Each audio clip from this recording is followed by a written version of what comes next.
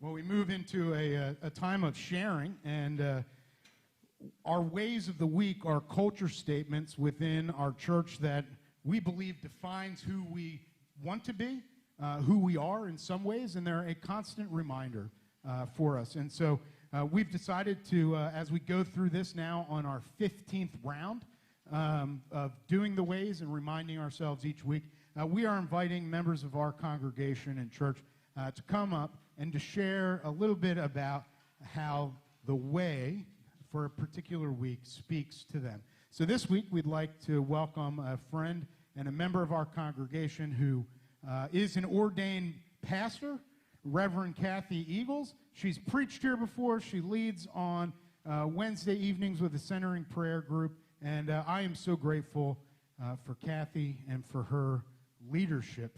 And we're going to have to get, do you want a microphone stand or just a microphone? You have a microphone. There you go. There. Can you hear me now? Oh, cool.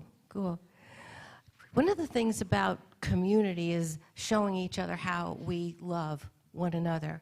And of course, the way of this way of the week, this week's way of the week, is to show positive intent or assume positive intent, which means that we give each other the benefit of the doubt. And we think the best of what we're experiencing or hearing when we encounter someone.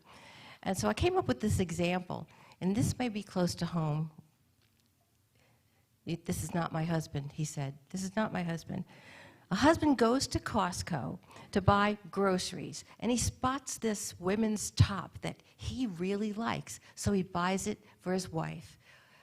Only problem was it was the wrong size, and it was an ugly color. So she has a choice in this moment to assume positive intent and say, wow, he was so thoughtful and kind. Or she could go the other way and be critical, assume negative intent, and say, how long have we been married? And you don't know what size I wear, and you don't know what color I like? But the truth of the matter is she really doesn't know what his motive was for buying that top. Because really, we cannot know each other's intentions. We can't even understand what goes through other people's minds. But unless we care enough about that person to actually go to them and ask. So assuming positive intent enables us as a community to build strong relationships and also to build this idea of a loving community.